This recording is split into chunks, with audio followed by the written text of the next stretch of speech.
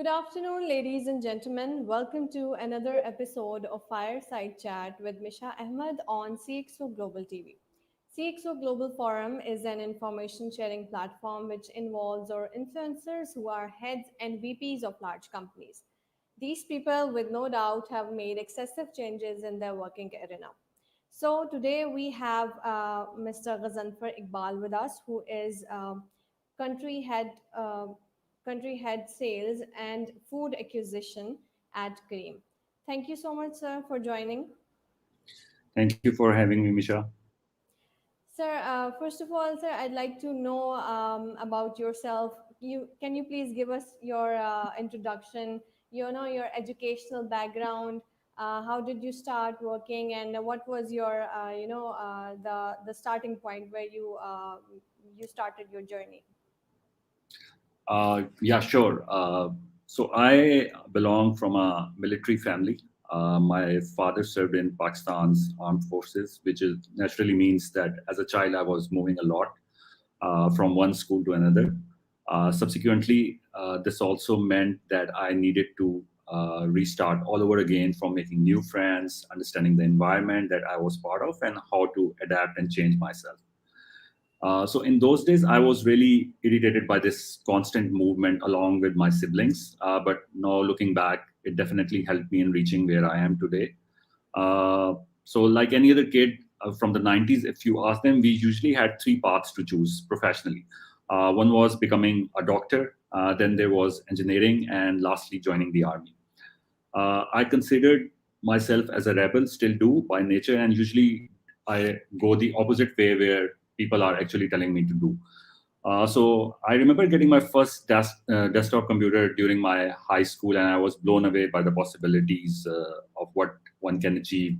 I did a few certifications in computer sciences, did my graduation in business, and started my career from a call center.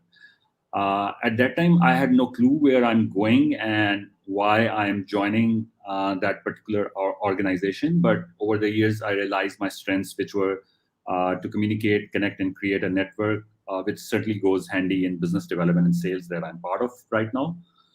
So after a few switches working within telecom and FMCG sector for 10 plus years, I had the opportunity to get myself into startup world. In 2018, when I was in Telenor, there was an internal program called Ignite, where if you had an idea, you could, with two other colleagues, submit it. And if the organizing committee likes it, they will fund it. So that was really something exciting for me. And that was my ticket to the startup ecosystem, if you will. I was selected. We went on a 3 month incubation journey in Norway, Singapore, and Thailand. Once returned, I was selected in a founders program in Antler in Singapore. I raised a pre-seed amount of 100K USD to start our startup, which was Auto Solar. The idea was to provide real-time mechanics to vehicle owners based on their location. We scaled in two cities, Lahore and Islamabad. But 8 months down the line, due to some regulatory issues, we had to shut it off. And during that period, I also got an opportunity to do Acumen Fellowship and was selected as a delegate in an on-campus program at Harvard University. So after my startup experience, I joined Careem in September 2019 as sales manager Punjab. Currently, I'm heading corporate sales division on the ride-hailing side and food acquisition on the food side on a national level.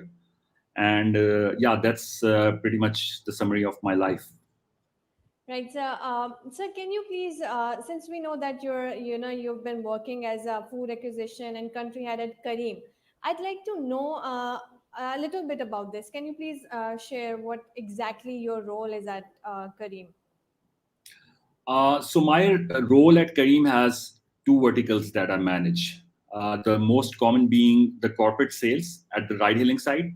So we have Careem for Business as our product, which is similar to what normal customers experience when they are using our ride-hailing services. However, we provide high-rated captains, customized pools,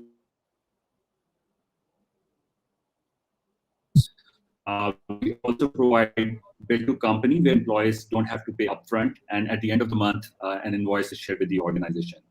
There are several other tech features, which obviously I will not get into right now due to the time, but Then there is onboarding of restaurants on the Careem food. Currently, we are live in Karachi and limited areas in Lahore. My job and my team jobs involves onboarding of these restaurants. And if you open up our super app and go into the food tile, all the restaurants that you see over there, that's where the food acquisition team, my team, comes into play. I also want to mention how this is connecting with our super app strategy. So the super app brings us closer to Kareem's purpose of simplifying the lives of people in our region, so that they can spend more time on things that really matter and on realizing their full potential. Uh, our hope as Careem is that super app will unleash potential and accelerate the digital transformation of our region, and definitely will help in emerging us as a strong brand from the COVID crisis. We also realized during the COVID that we need to diversify our business portfolio. So food, ride hailing, and pay are just few of our verticals. And as my role obviously comes within two of these verticals and drives the growth for both. And in coming days, you will see great things happening in Kareem's ecosystem. Right, that's very interesting. Sir, as you've mentioned about Super App, can you please tell us, our viewers, about this app? How does it functions, and what do you think that the people in Pakistan, do they have recognition of this app, or they can have benefit from it?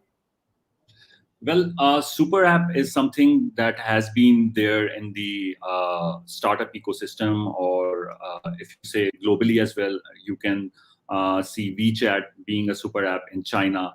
And then there are several platforms in Asia Pacific, Grab being one of them, Gojek being another.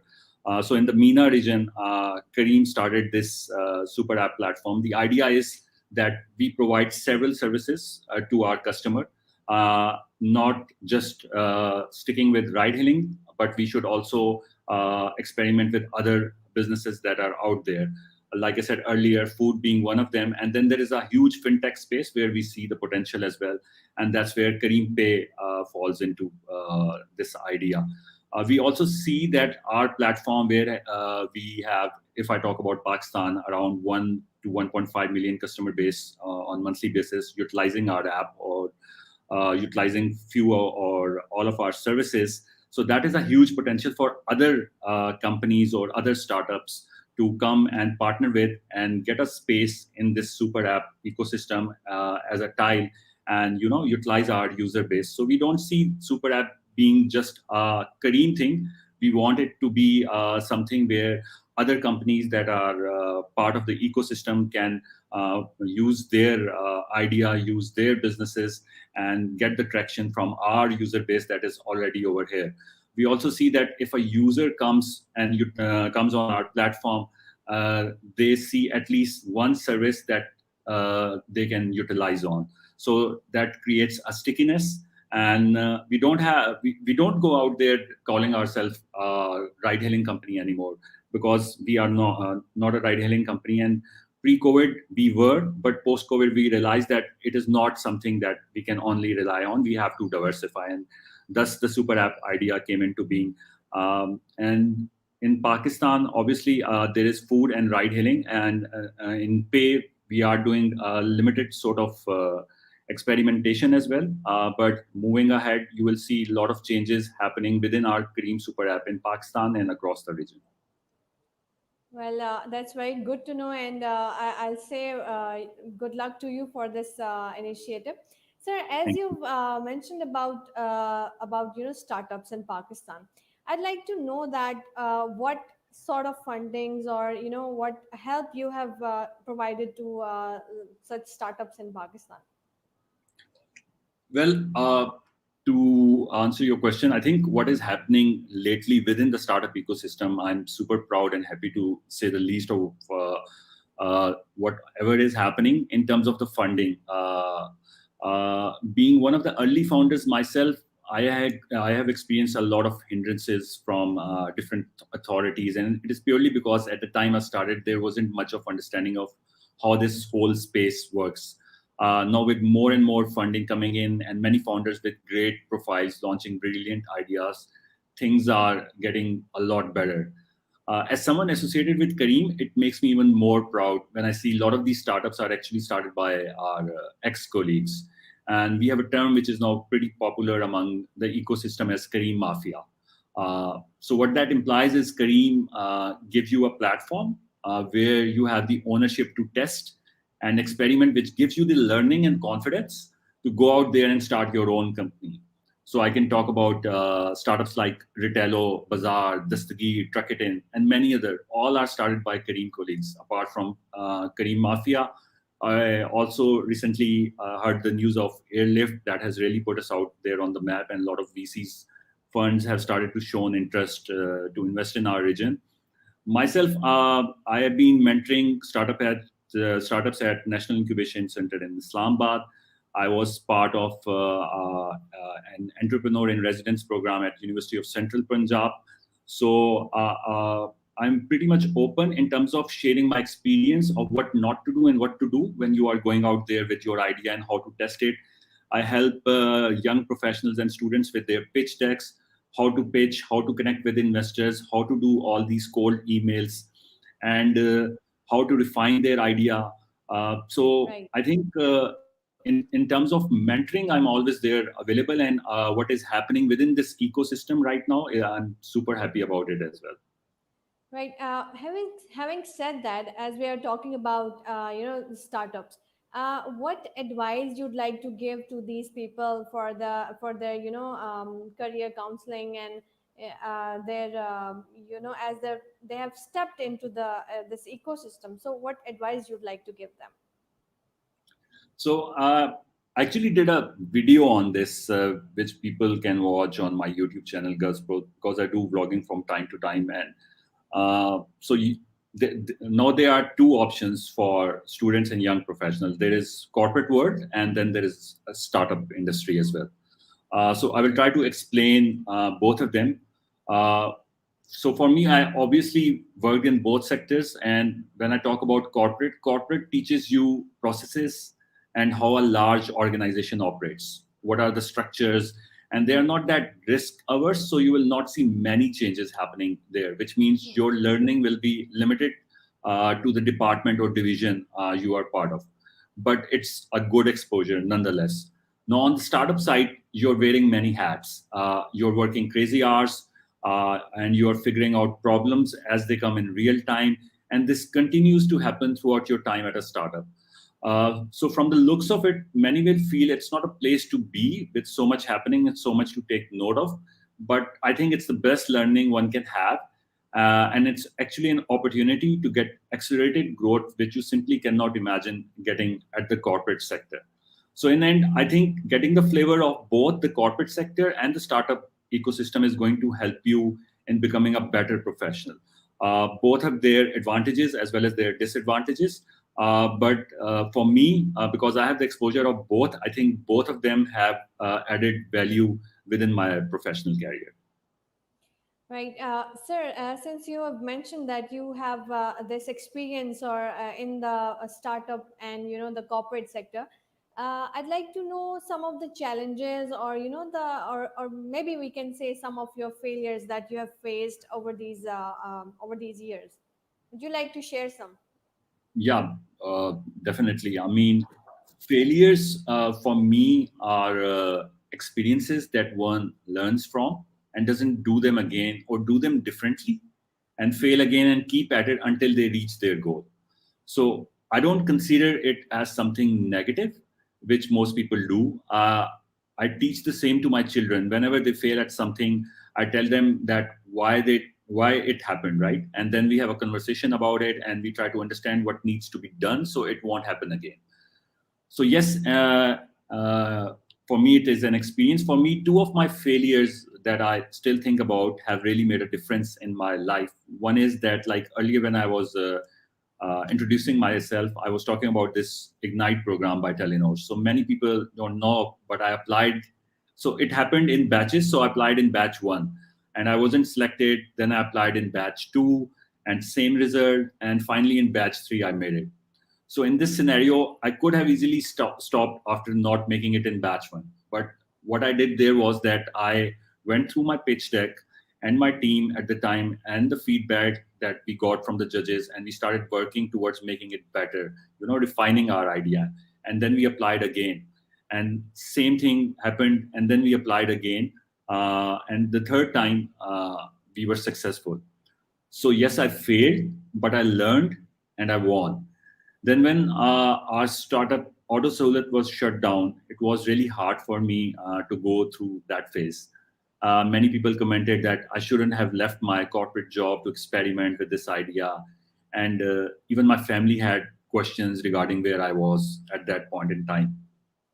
A jobless and clueless person to say the least. But I used my learning and started dialing into my network and scored a job with Careem. So all your failures, I think, are part of your journey within this life. And as a person, you have to go through them, because without them, you will never reach your destination.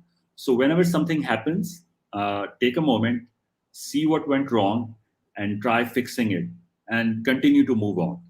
So that's my take on failures. Right, sir. Well, thank you so much for your wise advice. Sir, since we know that, as you've involved in a very busy schedule, I'd like to know that if you get some leisure time, what would you like to do? Yeah, I try to get free time out of my schedule. I always try that I have some time for my personal growth. And being at Careem, I actually have that bandwidth where I can experiment and try to learn new things, because now we are a remote first company, which essentially means that we can actually work from home. So that gives me a lot of time as well, uh, in terms of experimenting, learning, or spending time with my family.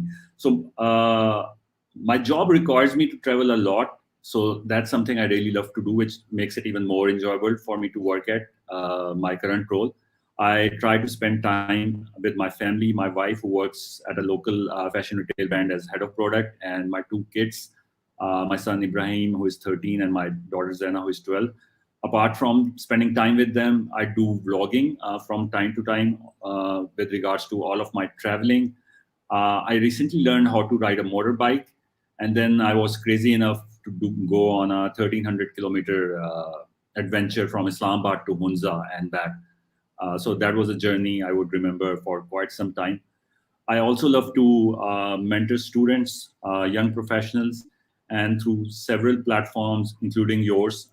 Whenever I get an opportunity, I'm trying to share my experience and learning with a larger audience. And I play guitar from time to time as well. That is something I picked up in early days. Vlogging is through, again, my interest in computers. I do all of my editing on Final Cut Pro. I'm pretty much active on LinkedIn as well. I share about my life philosophy, my professional journey with people that follow me on LinkedIn. And I love to read books whenever I get the time. I mean, even if I have like 10 to 20 minutes free, I make sure that once a day I take the time out and I read something. I learn something new. Right. So every day that passes by, one should target for learning something new. Otherwise, I personally think that you have wasted your day. So that is how I spend my time. Right, sir. And well, that's very good to know about all these things that you do in your leisure time. As we are ending our, session or winding it up, I'd like to know your views or your opinion regarding forums like CxO Global. Yeah, I mean, CxO Global. I think I've done an interview earlier from your platform as well. I mean, it is an amazing platform in terms of connecting myself with people that are working in the same or different industry professionally. People that are in senior positions, people that are in middle or junior level positions, and understanding about their experiences and where they are coming from.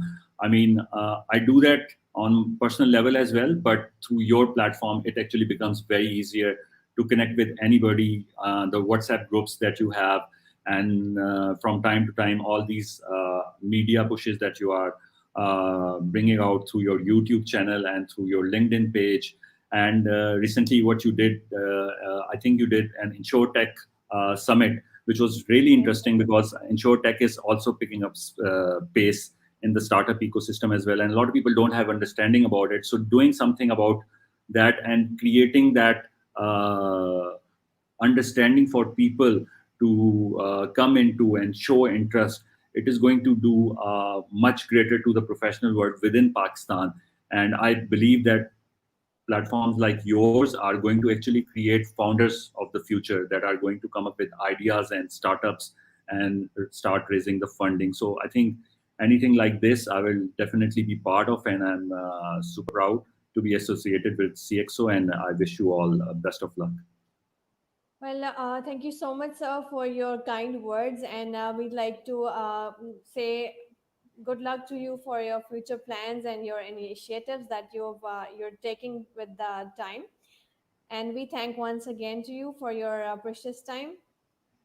My pleasure, Ji, my pleasure, and thank you for having me. And I would love to do it again from time to time. And I wish you, Kamal, and CXO all the best.